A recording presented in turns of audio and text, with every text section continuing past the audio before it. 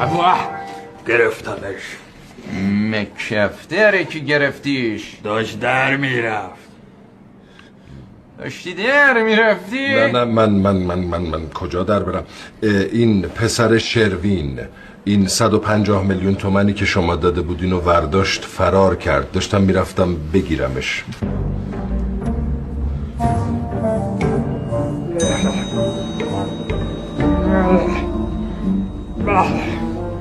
صد 50 میلیون تومن پول ویزه اون ماری والا کشتی با اون رفیق دال میخواستید فلنگت ببندید در برید اون. آقای زهتاب این چه حرفیه؟ من اصلا نمیخواستم. من میخواستم برم پیداش کنم، برش گردونم یا بکشمش، یکی از این دو حالت. داشت از کانال کولر در میرفت. فکر کردم از کانال کولر سریعتر میرسم.